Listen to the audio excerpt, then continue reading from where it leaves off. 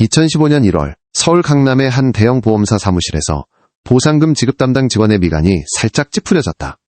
그의 컴퓨터 화면에는 5억 원, 미화로 거의 50만 달러에 달하는 사망보험금 청구 서류가 떠 있었다. 피보험자는 28세 청년 이진우 경찰에 의해 사망이 확인된 상태였다. 수익자는 그의 약혼녀 박수진, 사망진단서, 경찰 보고서, 2년여 전에 체결된 보험계약서까지 모든 서류는 합법적이었다. 하지만 베테랑인 이 직원이 그냥 지나칠 수 없는 한 가지 디테일이 있었다. 이진우가 실종 신고된 날짜는 2012년 11월 12일, 거의 3년 전이었다. 그는 도서관 다녀오겠습니다라는 간단한 메모를 책상에 남기고 사라졌다. 3년 후 그의 시신이 발견되었고 이제 거액의 돈이 약혼녀의 계좌로 이체될 예정이었다. 너무나 큰 액수, 너무나 긴 시간 그리고 너무나 평범한 실종. 직원의 마음속에 모호한 불안감이 스며들었다. 그는 더 깊은 조사를 요청하는 마우스 클릭 한 번으로 광주광역시가 목격했던 가장 기이하고 비극적인 사건 중 하나의 장막을 걷어올리게 될 줄은 꿈에도 몰랐다. 착실한 공시생 이진우에게 정말 무슨 일이 있었던 걸까? 그리고 그 거액의 보험금 뒤에는 어떤 끔찍한 비밀이 숨겨져 있었을까? 사람들이 말하듯 진실은 때로 우리가 상상할 수 있는 것보다 더 무서운 법이다. 2010년대 초반의 한국은 극심한 대비의 사회였다. 표면적으로는 삼성, 현대의 본고장이자 아시아 전역을 휩쓰는 한류의 발상지로서 강력하게 부상하는 국가였다. 서울에는 마천루가 솟아났고 기술은 나날이 삶을 변화시켰다. 2012년에는 삼성 갤럭시 S3와 아이폰 5가 현대성의 상징이 되었고 페이스북 같은 소셜미디어가 싸이월드를 대체하며 사람들을 전례 없는 방식으로 연결하기 시작했다. 하지만 그 화려한 껍질 아래에는 끔찍한 사회적 압박이 존재했다. 2008년 글로벌 금융위기 이후 경제 성장은 둔화되었고 안정적인 일자리를 얻기 위한 경쟁은 그 어느 때보다 치열해졌다. 젊은이들 사이에서는 노력이 더 이상 성공을 보장하지 않는 사회를 묘사하는 헬조선이라는 씁쓸한 용어가 퍼지기 시작했다.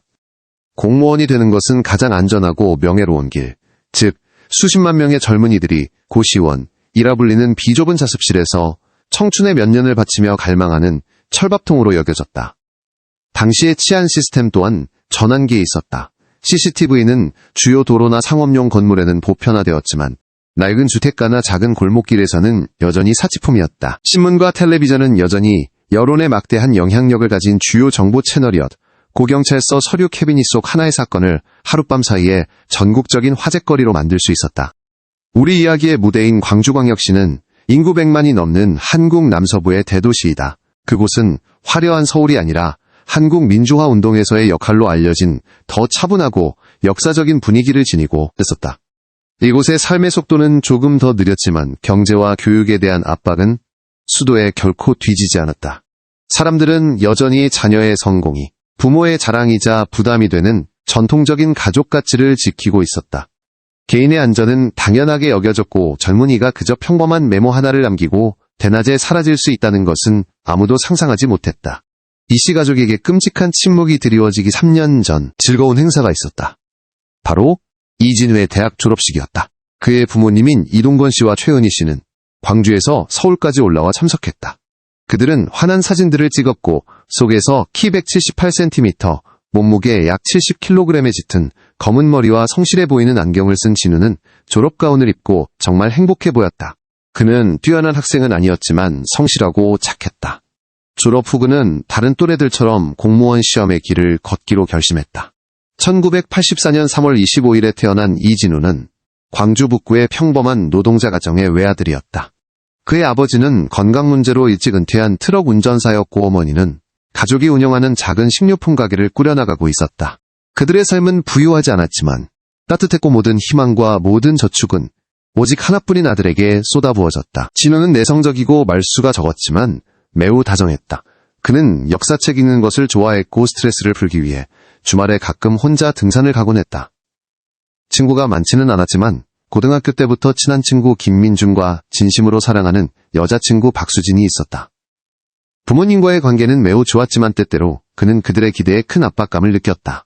그는 부모님이 얼마나 고생하셨는지 알았고 서른이 다 된 나이에도 여전히 의존해야 하는 자신에게 죄책감을 느꼈다.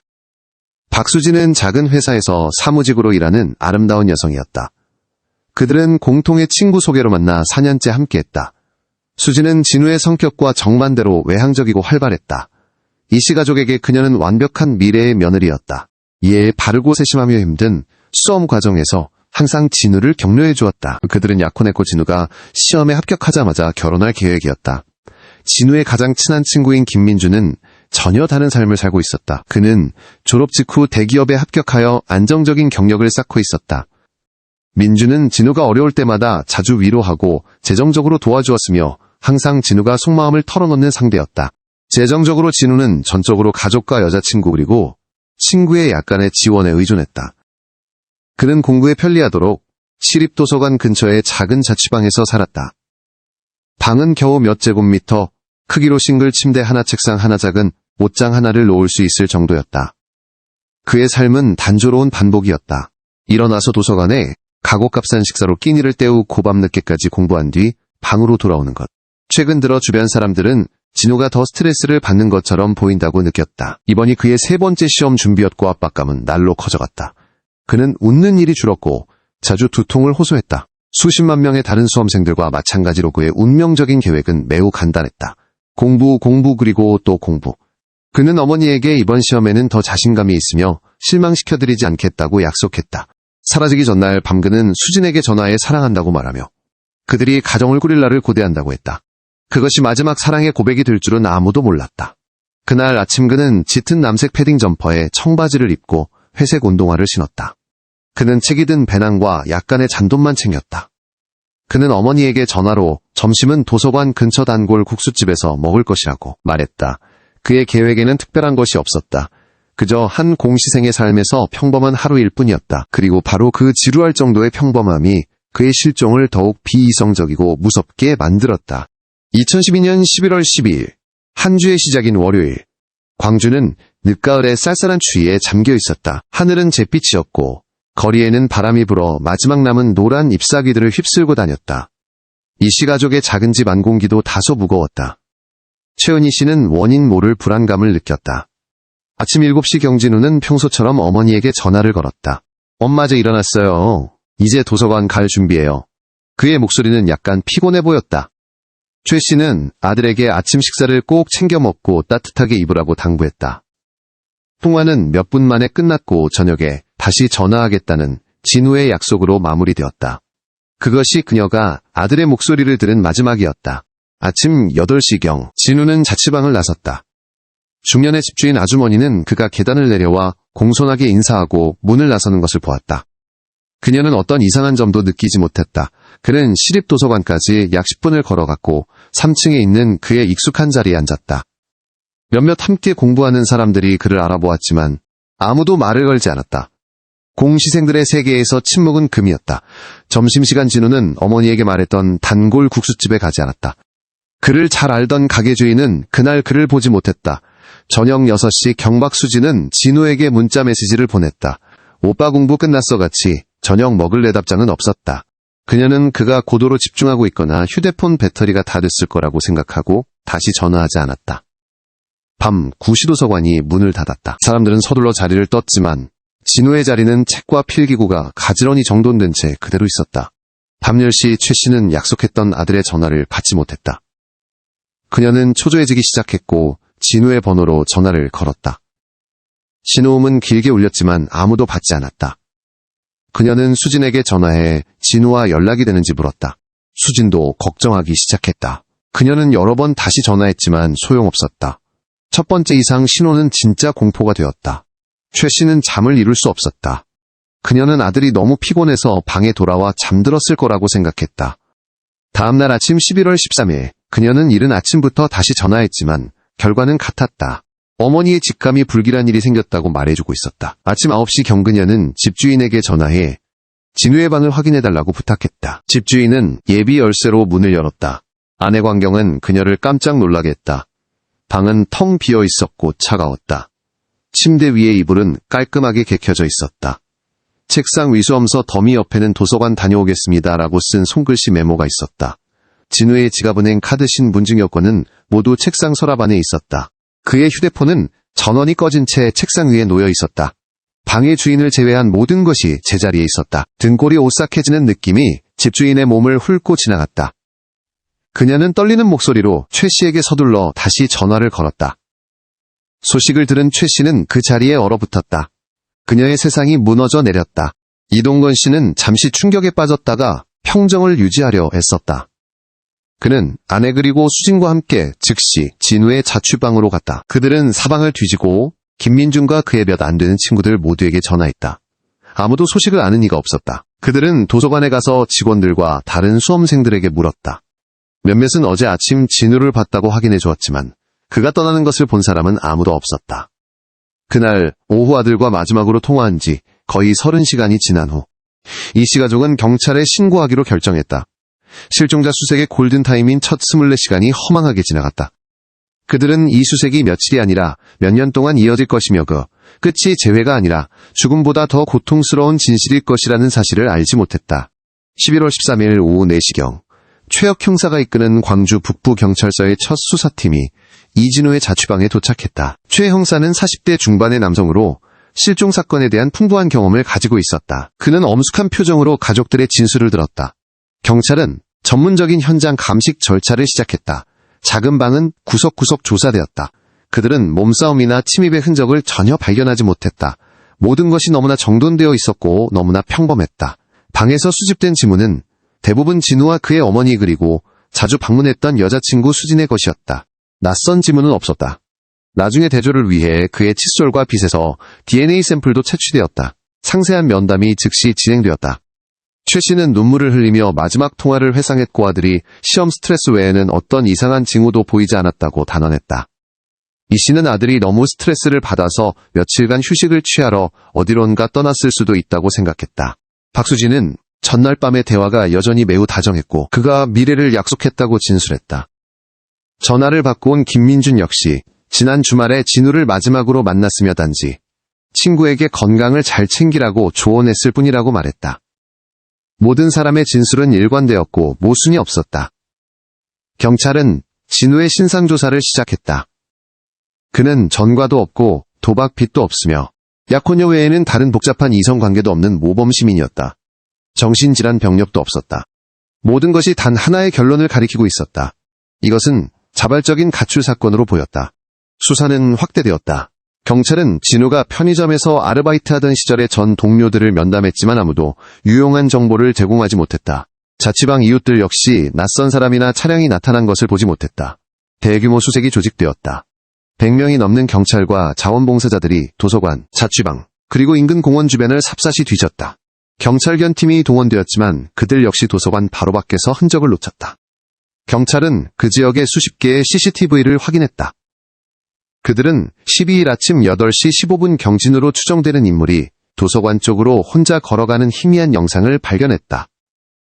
하지만 그가 도서관을 떠나거나 그 후 어디선가 나타나는 것을 기록한 카메라는 단 하나도 없었다. 그는 마치 공기 중으로 사라진 것 같았다. 그의 은행 및 신용카드 거래 내역은 11일 이후로 아무런 활동이 없었다. 경찰은 진우가 2년 전에 가입한 5억 원짜리 생명보험 계약을 발견했는데 수익자는 박수진이었다. 이것은 주목할 만한 세부 사항이었지만 당시에는 결혼 생활을 위한 평범한 준비로 간주되었다. 몇 주 그리고 몇 달이 지나도록 사건은 교착 상태에 빠졌다. 더 이상의 단서는 나타나지 않았다. 경찰의 초기 가설은 여전히 진우가 자발적으로 가출했다는 것이었다. 그가 새로운 삶을 시작하기 위해 외딴 곳으로 갔거나 심지어 이상한 종교단체에 가입했을 수도 있었다. 사고 가능성도 고려되었지만 어떤 흔적도 발견되지 않아 그 가능성은 희박해 보였다. 납치나 살인과 같은 범죄 가설은 몸값 요구도 없고 특정된 적도 없었기 때문에 가장 가능성이 낮아 보였다. 몇 달 후 사건이 언론에 보도되기 시작했다. 미스터리하게 사라진 공시생 이야기는 대중의 관심을 끌었다. 경찰에 대한 압박이 가중되었지만 증거 없이는 그들도 어쩔 수 없었다. 인터넷에는 많은 악성 루머가 퍼지기 시작했다. 진우가 사채빚을 졌다는 둥다른 여자가 있었다는 둥 심지어 부산이나 제주도에서 그를 봤다는 사람까지 나타났다. 그의 가족은 고통과 피로 속에서 살아야 했다. 아들을 잃은 슬픔과 마주하는 동시애학이적인 소문과도 싸워야 했다. 그들은 저축한 돈을 모두 쏟아부어 전단지를 만들고 전국을 돌아다니며 아들을 찾았지만 모든 것이 헛수고였다. 시간은 쏜살같이 흘렀다. 길고 긴 3년이었다. 이진우 실종 사건은 광주경찰서 기록보관소에서 먼지가 쌓인 채 미제 사건이 되어 있었다. 그의 가족은 거의 모든 희망을 잃었다. 최 씨는 매일 기적을 바라며 기도했다. 이 씨는 말이 없어졌고 머리카락은 눈에 띄게 하얗게 새었다. 박수진은 한동안의 슬픔 끝에 자신의 삶을 계속 살아가야 했지만 여전히 진우의 부모님을 자주 찾아뵈었다. 대중의 관심은 새로운 사건들에 밀려 희미해졌다. 그러던 2014년 10월 말의 어느 날, 광주 시내에서 멀지 않은 무등산의 외딴 지역으로 들어간 한 등산객이 끔찍한 것을 발견했다. 빽빽한 덤불 뒤에 가려진 깊은 계곡 속에 사람의 백골이 있었다. 등산객은 겁에 질려 즉시 경찰에 신고했다. 법의학 수사팀이 신속하게 현장에 도착했다. 현장은 유해가 아주 오랜 시간 아마도 몇 년 동안 그곳에 있었음을 보여주었다. 옷은 썩었지만 그것이 이진우가 사라진 날 입었던 것과 매우 유사한 짙은 남색 패딩 점퍼와 청바지임을 알아볼 수 있었다. 가장 중요한 것은 희생자의 바지 주머니에서 낡아 빠진 지갑을 발견했다는 것이다. 그 안에는 습기로 흐릿해진 신분증이 있었는데 희미한 글자와 바른 사진이 이진우의 정보와 일치하는 것처럼 보였다. 경찰은 즉시 이 씨 가족에게 연락했다. 진우가 살아있을 것이라는 그들의 희미한 희망은 산산조각 났다. 옷과 신분증을 근거로 경찰은 이것이 바로 이진우라고 거의 확신했다. 그들은 그가 자살을 하거나 불의의 사고를 당해 아무도 찾을 수 없는 곳에서 사망했다고 추정했다. 과학적 검증 과정이 진행되었다. 시신이 완전히 부패했기 때문에 얼굴을 통한 신원 확인은 불가능했다. 그들은 진우의 치과 기록과 유골의 치아를 비교했다. 결과는 높은 유사성을 보였다. 최 씨의 DNA 샘플과 비교하는 예비 DNA 검사도 실시되었다. 결과는 역시 일치로 보고되었다. 이러한 증거들을 바탕으로 경찰은 발견된 유해가 이진우의 것이라고 공식적으로 발표했다. 3년간의 실종 사건은 마침내 생활고를 비관한 자살로 결론 내려졌다. 사망진단서가 발급되었다. 이 씨 가족은 가슴이 찢어지는 슬픔 속에서도 마침내 아들의 장례를 치를 수 있었다. 약혼녀이자 보험계약에 지정된 수익자로서 박수진은 보험금 지급을 요청했다. 그리고 바로 그때 5억 원짜리 서류가 서울의 보험사 직원 모니터에 나타난 것이다. 보험사 직원의 불안감은 내부 조사를 촉발시켰다. 보험사는 거액을 지급하기 전에 사건을 신중하게 재검토하기로 결정했다. 그들은 경찰 측에 전체 서류와 법의학 결과를 다시 제공해달라고 요청했다. 회사가 고용한 독립적인 법의학 전문가는 보고서들을 재검토했다. 그는 치과 기록 비교 보고서에서 몇 가지 불일치점을 발견하고도 발전되고 정확도 높은 기술로 DNA 검사를 다시 실시할 것을 제안했다. 유해에서 채취한 DNA 샘플은 한국에서 가장 현대적인 연구소 중 한 곳으로 보내졌다. 몇 주 후 결과가 돌아왔다. 그것은 모든 사람에게 큰 충격을 주었다. 유해의 DNA는 이 씨와 최 씨의 DNA와 일치하지 않았다. 혈연 관계가 전혀 없었다. 무등산에서 죽은 사람은 이진우가 아니었다. 종결된 줄 알았던 사건이 갑자기 180도 뒤집혔다. 초기 수사 과정에서 심각한 실수를 저지른 광주경찰은 서울에서 온 특별수사팀의 지휘 아래 사건을 재수사해야 했다. 미자사건팀으로 자리를 옮겼던 최혁 형사도 다시 수사에 합류했다. 그는 항상 자살 결론에 뭔가 석연치 않은 점이 있다고 느꼈고 이제 진실을 밝힐 기회를 잡게 된 것이다. 이번 수사는 더 이상 진우를 찾는 데 초점을 맞추지 않고 두 가지 큰 질문에 답하는 것이었다. 죽은 사람은 정말 누구인가? 그리고 이진우는 어디에 있는가이? 새로운 증거로 모든 것이 바뀌었다. 5억 원의 보험계약은 더 이상 평범한 세부사항이 아니라 끔찍한 음모의 잠재적인 동기가 되었다. 슬픔에 잠긴 주변인이었던 박수진과 김민주는 즉시 주요 용의자가 되었다. 경찰은 지난 3년간의 그들의 삶을 더 깊이 분석하기 시작했다. 그들은 박수진이 투자 실패와 사치스러운 소비 습관으로 인해 막대한 빚을 지고 있다는 것을 발견했다. 그녀의 가족 또한 파산 직전이었다. 5억 원은 그녀에게 구원이 될 것이었다. 완벽해 보였던 절친 김민준 역시 자신만의 비밀을 가지고 있었다. 그의 금융 기록에는 익명의 계좌와의 의심스러운 거래들이 나타났다. 경찰은 또한 실제 피해자의 신원을 파악하는 작업에 착수했다. 그들은 사망자의 유전자를 국가 데이터 시스템과 대조했다. 이번에는 일치하는 결과가 나왔다. 피해자는 진우와 비슷한 나이의 노숙자 강민호라는 남성이었고 절도 등 가벼운 전과가 몇 차례 있었다. 그는 2012년 11월 중순진우가 사라진 지 불과 며칠 후에 광주의 한 노숙자 쉼터에서 실종 신고가 되어 있었다. 이제 수사관들의 머릿속에 끔찍한 가설이 형성되기 시작했다. 이것은 자살이나 실종이 아니라 치밀하게 계획된 살인 및 보험 사기 사건이었다. 경찰의 공식적인 가설은 이제 다음과 같았다. 이진우가 박수진 그리고 아마도 김민준의 도움을 받아 보험금을 타내기 위해 자신의 죽음을 위장했다. 그들은 사회의 변두리에서 살며 가족이나 가까운 친구가 없는 자신과 체격이 비슷한 피해자 강민호를 찾았다. 그들은 그를 죽이고 진우의 옷을 입히 고경찰을 속이기 위해 지갑과 신분증을 남긴 뒤 시신을 외딴 곳에 숨겼다. 그동안 진짜 이진우는 도망쳐 새로운 신분으로 어딘가에서 살면서 수진이 보험금을 받아 그들이 새로운 삶을 시작하기를 기다리고 있었다. 이 가설은 갑작스러운 실종 잘못된 시신 신원 확인 그리고 거액의 보험금까지 모든 세부 사항을 설명해 주었다. 그러나 이 씨 가족은 그것을 믿을 수 없었다. 그들에게 진우는 착하고 효심 깊은 아들이었으며 결코 그런 잔인한 일을 할 수 없는 아이였다. 그들은 아들이야말로 수진과 민준에게 보험금을 노리고 살해당한 피해자라고 믿었다. 새로운 전개를 알게 된 언론은 들끓었다. 논리적인 분석부터 가장 황당한 음모론까지 매일같이 가설들이 쏟아져 나왔다. 여론은 두 편으로 나뉘었다. 한쪽은 진우가 냉혹한 주모자라고 믿었고 다른 쪽은 그가 불쌍한 희생자라고 주장했다.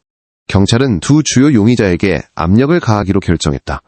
박수진과 김민준은 계속해서 소환되어 신문을 받았다. 처음에는 둘 다 이전의 진술을 고수하며 모든 관련성을 격렬하게 부인했다. 수진은 죽은 사람이 자신의 약혼자가 아니라는 사실에 충격과 슬픔을 느낀다고 울먹였다. 민준은 경찰이 죽은 친구에게 누명을 씌우고 있다며 분노를 표출했다. 하지만 형사들은 수진의 재정 상황과 민준의 의심스러운 거래에 대한 증거를 손에 쥐고 있었다. 그들은 또한 두 사람에게 실제 피해자인 강민호의 사진을 보여주었다. 심리적 압박과 부인할 수 없는 증거들 아래 침묵의 벽에 균열이 가기 시작했다. 가장 먼저 무너진 것은 김민준이었다. 며칠간 잠 못 이루는 신문 끝에 죽은 남자의 사진과 감옥에 갈지도 모른다는 전망에 직면한 그는 자백했다. 하지만 그의 자백은 또 다른 반전경찰이 상상했던 것보다 훨씬 더 복잡하고 비극적인 진실을 가져왔다. 민준의 진술에 따르면이 모든 계획의 주모자는 이진우가 아니라 바로 박수진이었다. 빚에 몰린 그녀가 보험금을 타내기 위해 가짜 죽음을 꾸미는 계획을 생각해냈다는 것이다. 그녀는 진우의 사랑과 죄책 가멸등감을 이용했다. 그녀는 이것이 그들이 미래를 가질 수 있는 유일한 방법이며 그가 시험의 부담에서 벗어나 부모님에게 자신을 증명할 수 있는 길이라고 말했다. 진우는 처음에는 격렬하게 반대했지만 수진의 설득과 심리적 조종 아래 점차 동의하게 되었다. 김민준은 수진을 짝사랑했고 그녀를 위해 무엇이든 할 준비가 되어 있었기 때문에 이 일에 끌어들여졌다. 그들의 역할은 명확하게 분담되었다. 수진이 계획을 세워 고민준이 대역을 찾고 괴로워하는 진우가 실행에 옮기는 것이었다. 민준은 한 노숙자 구역에서 강민호를 발견했다. 그들은 일자리와 새로운 거처를 약속하며 그를 유인했다. 진우가 사라진 후 어느 날 밤 그들은 강민호를 무등산으로 데려갔다. 그곳에서 말다툼이 벌어졌다. 강민호는 자신이 속았다는 것을 깨닫고 도망치려 했다. 몸싸움 중에 이진우는 강민호를 계곡 아래로 밀어버렸다. 그 추락으로 피해자는 사망했다. 범죄를 저지른 후진우는 완전히 무너졌다. 그는 자신이 너무 멀리 왔고 착한 공시생에서 살인자로 변했다는 것을 깨달았다. 그날 밤수진과 함께 도망치려던 계획 대신 그는 사라져버렸다. 그는 법뿐만 아니라 박수진과 자신의 죄책감으로부터도 도망쳤다. 그는 그들이 미리 준비해둔 현금을 가지고 흔적도 없이 사라졌고 수진과 민준에게는 산 위의 시신과 미완의 계획만을 남겼다. 수진은 진우와 연락이 닿지 않자 언젠가 시신이 발견되어 돈을 받게 되기를 바라며 혼자서 계획을 계속하기로 결정했다. 민준의 자백에 직면한 박수진은 마침내 죄를 인정해야 했다. 진실이 밝혀진 지 여러 해가 흘렀다. 박수진과 김민준은 모두 살인과 사기 혐의로 마땅한 징역형을 선고받았다. 사건은 법적으로 종결되었지만 고통과 의문은 여전히 남아있다. 만약 이진우가 살아있다면 그는 이제 40대가 넘었을 것이다. 그의 부모님인 이 씨와 최 씨는 이제 늙고 쇠약해졌다. 그들의 작은 집은 예전 그대로지만 더 이상 웃음소리는 들리지 않는다. 그들은 고통스러운 불확실성 속에서 살고 있다. 아들이 죽지는 않았지만 도망 다니는 살인자이다. 그들은 그가 살았는지 죽었는지 알지 못하며 아마도 다시는 그를 만날 수 없을 것이다. 진우가 살았던 자취방에는 새로운 세입자가 들어왔다. 광주시립도서관은 여전히 공무원의 꿈을 향해 열심히 공부하는 젊은 수험생들로 붐비고 그들은 한때 그 의자 중 하나에 앉았던 사람의 비극을 전혀 알지 못한다. 이진우 사건 파일은 여전히 진행 중인 사건으로 간주된다. 그는 여전히 전국 수배 명단에 올라있다. 최혁 형사는 은퇴했지만 가끔씩 사건 파일을 다시 꺼내보며 그 젊은이가 지금 어디서 어떤 삶을 살고 있을지 궁금해한다. 이 사건은 장기적인 영향을 남겼다. 그것은 끔찍한 사회적 압박이 어떻게 사람을 막다른 길로 몰아넣을 수 있는지에 대한 경고가 되었다. 또한 법의학 수사 절차의 허점과 섣불은 결론의 위험성을 보여주었다. 범죄 심리 전문가들은 진우가 타고난 냉혈한이 아니라 그가 사랑했던 사람의 조종과 결합된 혹독한 사회 환경의 산물이라고 분석한다. 이진우의 이야기는 압박감 맹목적인 사랑 그리고 절망에서 비롯된 잘못된 선택들의 연속이었다. 우리는 강민호라는 무고한 남성이 살해당했다는 것을 확실히 안다. 우리는 박수진과 김민준이 그들의 범죄에 대한 대가를 치렀다는 것을 안다. 하지만 가장 큰 미스터리 마지막 질문은 여전히 풀리지 않은 채 남아있다. 이진우는 어디에 있는가, 그는 살아있는가, 그는 자신이 한 일에 대해 후회하고 있을까, 아마도 그는 외딴 어촌마을에서 살고 있거나 다른 이름으로 해외로 나갔을지도 모른다. 혹은 죄책감의 무게를 견디지 못하고 아무도 모르는 곳에서 스스로 목숨을 끊었을 수도 있다. 이 사건이 주는 교훈은 매우 깊다. 그것은 우리에게 정신건강에 중요성 다른 사람에게 너무 많은 기대를 거는 것의 위험성을 상기시킨다. 그것은 어려움에 처한 사람들을 인지하고 돕는 데 있어 지역사회의 역할을 보여준다. 이진우의 이야기는 단순히 미스터리한 사건이 아니라 성공을 향한 경쟁이 때로는 상상할 수 없는 비극으로 이어질 수 있는 현대사회의 어두운 구석을 비추는 거울이다. 이진우의 운명에 대한 최종적인 답이 무엇이든지 사건은 광주시의 기억 속에 영원한 상처로 남을 것이며 도서관 다녀오겠습니다라는 간단한 메모 뒤에 복잡한 내면 세계가 그리고 때로는 비극이 기다리고 있을 수 있다는 것을 상기시켜줄 것이다.